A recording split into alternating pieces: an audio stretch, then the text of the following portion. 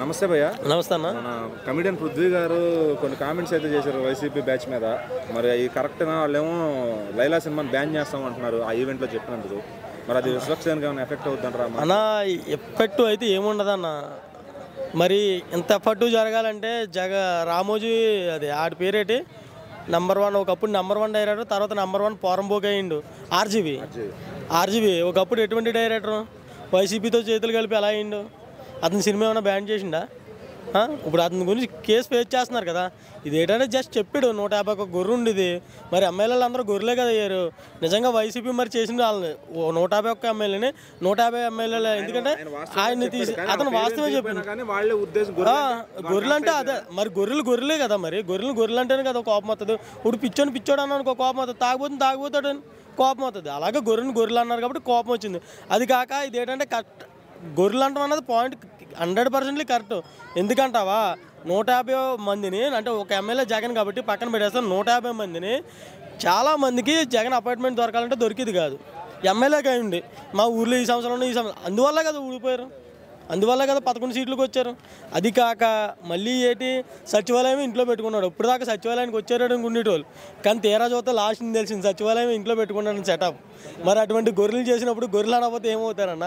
అయితే విశ్వక్సేన్ గారు కూడా ప్రెస్ మీట్ పెట్టి ఆయన తరఫున నేను సారీ చెప్తున్నా అని చెప్పారు. మరి ఇప్పుడు ఏమైనా కూల్ అవుతారు వీళ్ళు? అలా కూల్ అవ్వని ఏం చేయలేరన్న. అలా 5 రూపాయలు పాడితే ఏదైనా చేస్తారు. వాళ్ళు పేటీఎం బ్యాచ్ 5 రూపాయలు పాడితే ఏం చేస్తారు? ఎందుకు? నాకు ఒకడు మెండపేటలో ఫేక్ అకౌంట్లు అయిపోయినాయి. మాది మెండపేట. ఫేక్ అకౌంట్లు ఎక్కువైపోయినాయి. నాన్న కామెంట్స్ అన్ని పెడుతున్నాను. నేను ఏమైనా పోస్ట్ పెడుతున్నాను అనుకో, ఇలా లడ్డు గురించి అరెస్ట్ చేసి పెడతా. నా ఇంట్లో వాళ్ళు ఏం చేశారో తెలదాన్ని. నా ఇంట్లో గురించి కామెంట్ పెడుతున్నాడు. నేనేం చేశానో తెలదు. నా గురించి కామెంట్ పెడుతున్నాడు. నేను పెట్టింది ఏంటి? లడ్డు కామెంట్. ఆ లడ్డు గురించి మాట్లాడాలి, కానీ నేను నా గురించి మాట్లాడితే నేనేం మాట్లాడాలి? అవునా కాదా?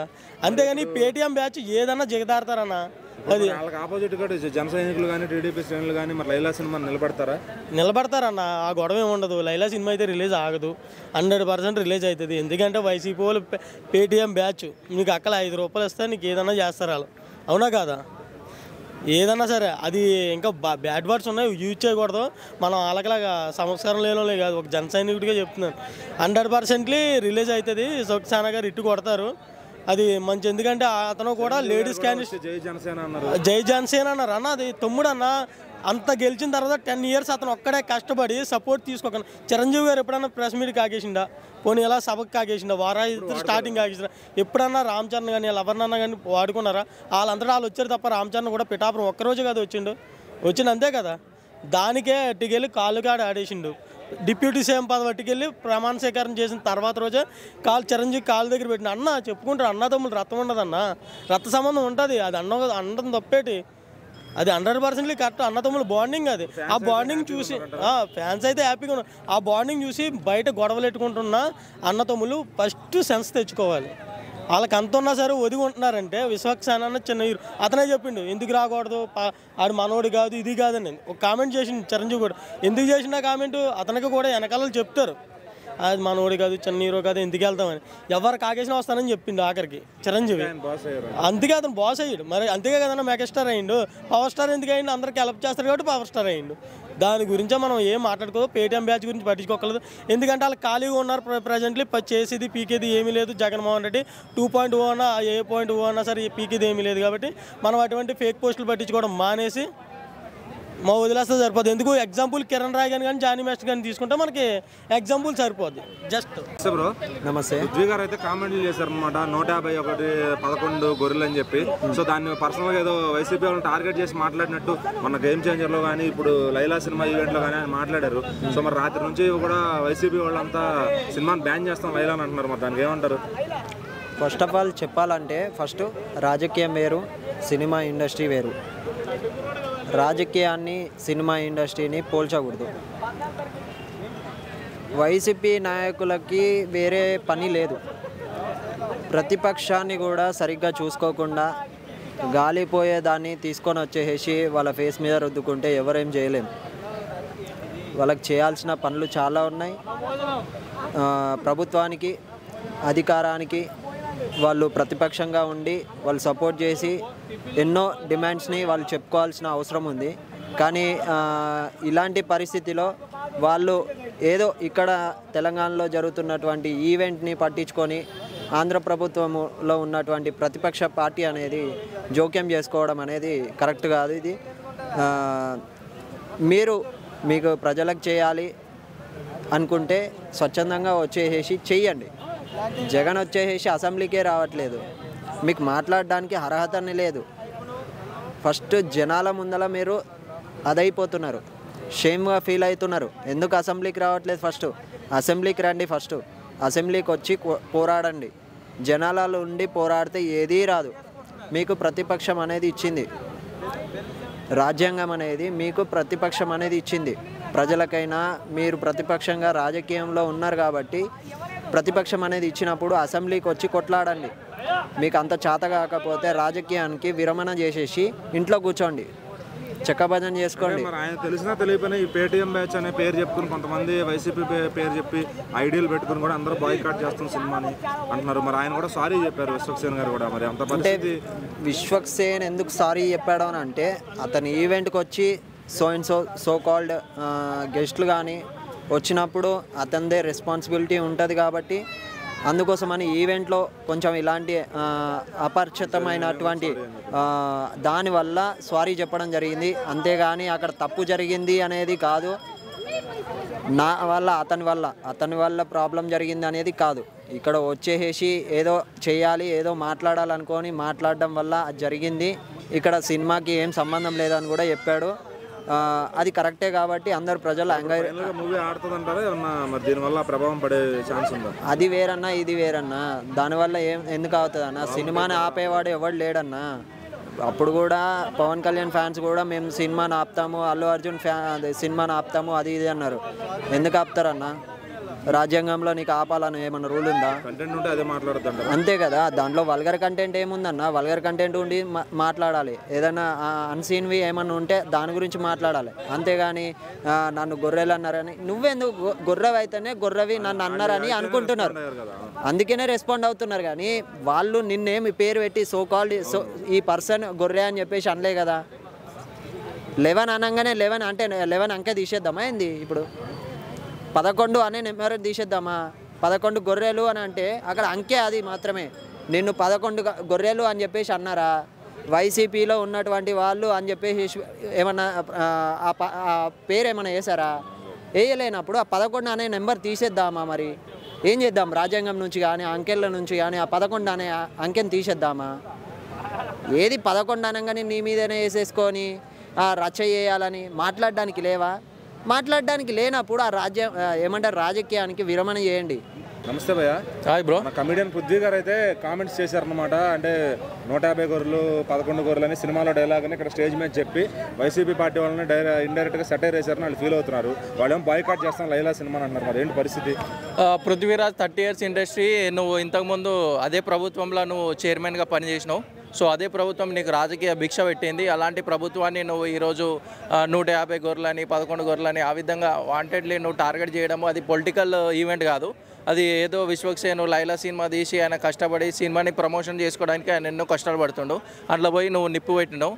అది నువ్వు రాజకీయంగా మాట్లాడితే చాలా బాగుంటుండే, కానీ అది ఒక సినిమా ఈవెంట్లో మాట్లాడినావు కాబట్టి అందరూ మన వైఎస్ఆర్సీపీ కార్యకర్తలు అందరూ కూడా అతనిపైన చాలా మండిపడుతున్నారు. సో వెంటనే అతడు క్షమాపణ చెప్పకపోతే ఈ సినిమాని కూడా ఆపేస్తామని చాలామంది చాలా తీవ్రంగా వ్యతిరేకిస్తున్నారు. కాబట్టి విశ్వక్సేన్ వచ్చి కూడా క్షమాపణ చెప్పాడు.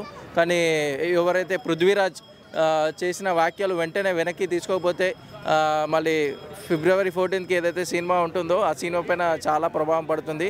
సో ఈ నెగిటివ్ అంతా విశ్వక్సేన్ హీరో పైన పడుతుంది కాబట్టి వెంటనే పృథ్వీరాజ్ క్షమాపణ చెప్పాల్సిందిగా కోరుకుంటున్నాం. అంటే ఇప్పుడు బాయ్కాట్ చేస్తే మరి అతనికి ఎట్లా ఉంటుంది పరిస్థితి? సో బాయ్కాట్ పోతే ఆయనకి ఇప్పుడు పృథ్వీరాజ్కి నష్టం ఏం లేదు, అతడు ఏదో ఒక క్యారెక్టర్ చేసుకొని వెళ్ళిపోతాడు. కానీ ఇక్కడ నష్టం వచ్చేది మొత్తం విశ్వక్సేన్. అతడు కష్టపడి మార్కులు చెప్పారు. అంటే చిరంజీవి ముందు మార్కులు అంటే చిరంజీవి రాజకీయ పార్టీకి చెందినటువంటి వ్యక్తి కాదు. ఒకవేళ పవన్ కళ్యాణ్ ముందు అతడు చేసిన వ్యాఖ్యలు ఏమన్నా పవన్ కళ్యాణ్ చూసి అతనికి ఏమన్నా పదవి ఇస్తుండేమో, కానీ ఇప్పుడు చిరంజీవి ఏ రాజకీయ పార్టీలో లేడు కాబట్టి చిరంజీవి కూడా ఒక మాట చెప్పడం జరిగింది. సో హీరోలు అందరూ బాగానే ఉంటారు కానీ కొట్టుకునేదంతా ఫ్యాన్సే కొట్టుకుంటారు, హీరోలు ఎప్పుడు కొట్టుకోరు. సో చెప్పేది ఏంటంటే సో వీళ్ళందరూ కలిసే ఉంటారు, కింద ఉన్న ఫ్యాన్సే కొట్టుకొని వస్తారని ఆయన చెప్పడం జరిగింది. పృథ్వీ గారు కామెంట్లు చేశారు వైసీపీ పార్టీ వాళ్ళ మీద అని చెప్పి 150 గొర్రెలు 11 గొర్రెలు అని స్టేజ్ మీద సినిమా స్టేజ్ మీద అన్నారు ఆయన. మరి అది కరెక్టేనా? వాళ్ళేమో వైసీపీ వాళ్ళంతా మేము బ్యాన్ చేస్తాం అంటున్నారు సినిమాని, లైలా సినిమాని. అది ఆయన తప్పంటారా మొత్తం సినిమాదే తప్పంటారా? ఆయన అన్నటం తప్పు, అది దోలెక్కి మాట్లాడ తప్పు, మళ్ళీ సారీ చెప్తాం ఆయనే తప్పు మళ్ళీ. అది అంటే మరి హీరో గారు ఆయన సినిమా పోకుండా సారీ చెప్పుకోవాలి కదా.